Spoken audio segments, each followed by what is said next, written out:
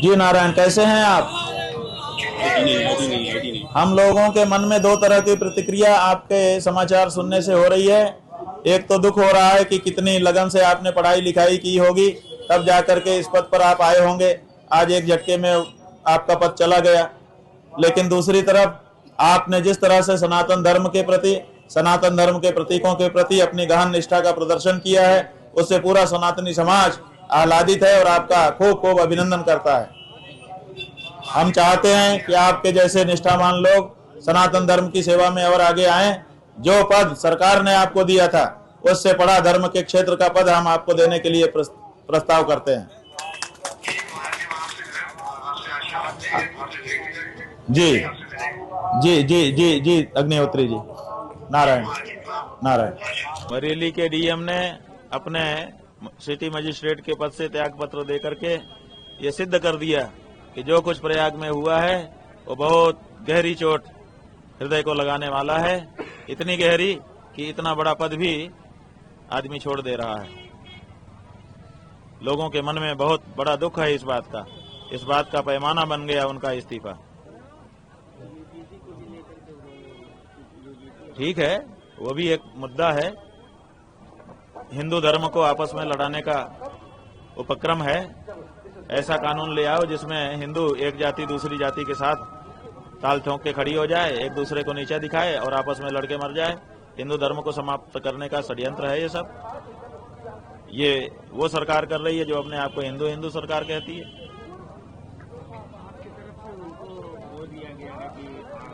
हाँ, बिल्कुल दिया गया है। जब कोई व्यक्ति काम पर रहता है, उसको काम खाली हो जाता है तो खाली मन शैतान का घर हो जाता है। तो हम नहीं चाहते हैं कि खाली होने के बाद उनके मन में कोई दूसरी बात आए।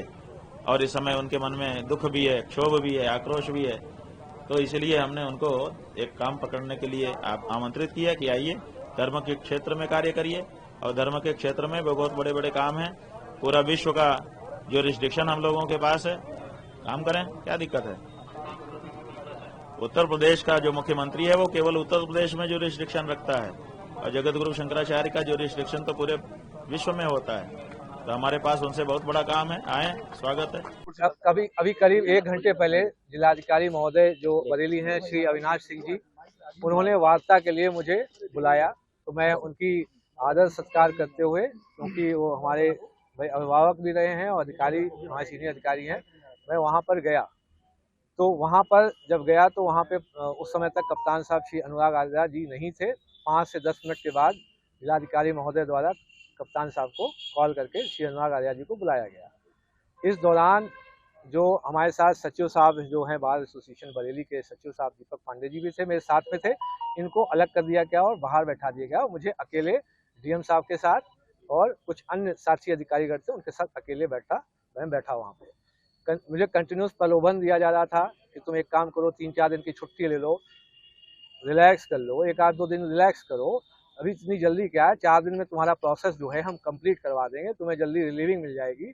एक प्रेशर टैक्टिक्स और जो नहीं होता है कि प्रलोभन देते हुए कि अरे अभी कुछ चिंता करने की जरूरत नहीं, हम आपके साथ हैं और 4 दिन बाद एग्जिट ले लीजिएगा, कोई दिक्कत नहीं है। उनका ये आशय ये था कि जो SIR का जो काम हुआ है उसका बहाना लेके कि 26 जनवरी को SIR के काम से मैं बहुत प्रेशराइज था, इसलिए जो सिटी मजिस्ट्रेट बरेली अलंकार अग्निहोत्री ने रिजाइन दे दिया है और अभी वो 3-4 दिन की छुट्टी पे चले गए हैं, ऐसा उनकी प्लानिंग चल रही थी। इस बीच करीब 20 मिनट पहले, क्योंकि मैं अभी 10-12 मिनट पहले ही आया हूँ, करीब 25 मिनट पहले संभवतः लखनऊ से एक कॉल आया। कॉल आते ही उस समय तक डीएम साहब और कप्तान साहब अगल बगल बैठे थे। डीएम साहब उठकर बगल वाले बाथरूम में चले गए। बगल वाले बाथरूम में वो स्पीकर फोन पे थे। उधर से आवाज आई, ये साला पंडित पागल हो गया है, इस को रात भर अपने आवास में बंधक बना के रखो, इसको मत देना। जैसे ही मैंने सुना, तुरंत मैंने दीपक पांडे जी जो बार एसोसिएशन के सचिव हैं उनको कॉल किया। मैंने उनको बता दिया कि मुझको बंधक बना लिया गया है, रात भर छोड़ेंगे नहीं। जब डीएम साहब जब बाथरूम से वापस आते हैं, क्योंकि मैं कप्तान साहब के सामने जो श्री अनुराग आर्या जी थे उनके सामने ही मैं फोन कर चुका था, तो उन्होंने बताया ये बाहर बता चुके हैं कि हमें बंधक बना लिया गया है। तो आनंद फानंद में, क्योंकि मीडिया तक ये बात जा चुकी थी, मुझे तुरंत रिलीज किया गया। बड़ी मुश्किल से वहाँ एक तरीके से जान बचा के मैं भागा हूँ। अगर दीपक पांडे जी सचिव मेरे साथ नहीं होते तो वहाँ पे कुछ भी अभद्र घटना हो सकती थी। और ये आपको पता पड़ना है कि जिलाधिकारी महोदय को करीब 20 मिनट पहले इस लखनऊ के किस नंबर से कॉल आया है जिसमें वो ये बोल रहे हैं पंडित पागल हो गए। को कहा है मकान इसलिए अब खाली करना पड़ेगा क्योंकि जो है यहाँ पे अब खतरा है, आपको जानकर खतरा यहाँ पे अब खतरा हो गया, क्योंकि जिस तरीके से जो अभी रवैया था, जो लखनऊ से जो कॉल आया था उसका बहुत ही विरोधी रवैया था मेरे प्रति। जब ये बोल रहे हैं कि साला पंडित पागल हो गया है, इसको यहीं बंधक बना के रात भर यहीं बिठा के रखो। जब ये मीडिया के जरिए राज्यपाल राष्ट्रपति महोदय से क्या कहेंगे? मैं इनसे यही कहूंगा कि यहाँ बहुत ही बुरी स्थिति है।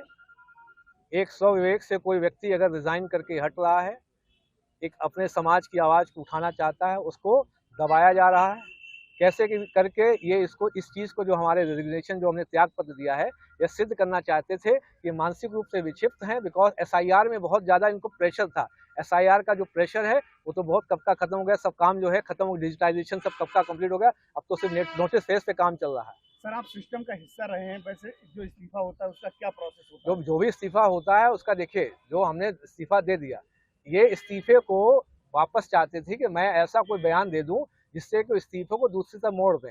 ये चाहते थे कि मैं बोल दूं कि मेरी तबीयत खराब थी या मेरे स्ट्रेस कुछ बहुत ज्यादा था, जिससे कि तुरंत ये मीडिया में एक बयान दे देते, प्रेस नोट जारी करा देते कि ये स्ट्रेस में थे, इनका जो इन दो समस्याओं से कोई संबंध नहीं है, ये तो एसआईआर में ऐसे ही प्रेशर में आ गए, इसलिए इन्होंने रिजाइन कर दिया। अब कहाँ जाएंगे आप? अब यहाँ से अभी हम अपनी जो जितने भी लोग हैं, अपने जो बार एसोसिएशन है, जो बार एसोसिएशन के सचिव हैं और जितने भी अभी यहाँ पे जो गणमान्य नागरिक हैं, उनसे बात करके जो भी जो स्थिति है उसको हम लोग देखेंगे। और हमें हो सकता है कि अब एक अलग लेवल पे हेल्प लेनी पड़े, क्योंकि यहाँ तो अब जान का भी खतरा प्रतीत होता है। अभी आपकी माता प्रसाद पांडे जी से भी बात हुई फोन पे, क्या बात हुई, क्या कहा? नहीं, वो आदरणीय है। देखिए, हम जो एक तो विधानसभा में आप जानते ही विपक्ष उसमें है, स्पीकर हैं, तो उनसे उन्होंने भी सहानुभूति जताई जिस तरीके से जो चीजें घटनाक्रम क्या उनको बात करने जाएंगे, मिलने जाएंगे क्या उनसे? ने और कुछ अभद्रता नहीं कहेगी, लेकिन उनका प्लान था अगर मैं वो फोन कॉल सचिव दीपक पांडे जी को नहीं करता तो मेरे साथ जरूर अभद्रता एवं अलग तरीके की प्रेशर टैक्टिक्स अपनाई जा सकती थी। मुझे पता नहीं क्या हो सकता है, वो फोर्स का भी यूज करते। क्या जान बचा के मैं तो जान बचा के ही भागा हूँ, क्योंकि अगर दीपक पांडे जी सचिव बगल वाले रूम में नहीं होते और मेरा फोन क्योंकि बैटरी डिस्चार्ज ऐसा लग रहा था हो जाएगी, तो जल्दी आनंद फानंद में मैंने जो सचिव साहब को कॉल किया और सचिव साहब ने फिर बाहर जब मैसेज पहुंचा दिया और कप्तान साहब जब बता चुके थे कि डीएम साहब को, ये पहले ही बता चुके हैं कि इनको बंधक बना लिया गया। तब माता प्रसाद पांडे की ओर से क्या कहा गया? उन्होंने बोला है कि हम आपके जो साथ हैं, आप इसकी चिंता मत करिए। बस उन्होंने एक सहानुभूति जताई जो भी चीज घटना। क्या उनसे मिलने जाएंगे? ये देखिए, अभी किसी के बारे में कुछ कहना नहीं है, बाकी क्योंकि वो आदरणीय है, विपक्ष में रहे हैं तो उनका भी सम्मान है। किसी प्रकार का डर कोई सर? नहीं, डर नहीं। देखिए, अब लोकतंत्र है, इसमें डर क्या है? डर तो आपको ये होता है कि जब आपको कोई जो शासन का तंत्र ही आपके साथ ऐसा करने लगा तो भय अपने आप उत्पन्न होगा कि अब हम किसके पास बचाव के ले जाएं।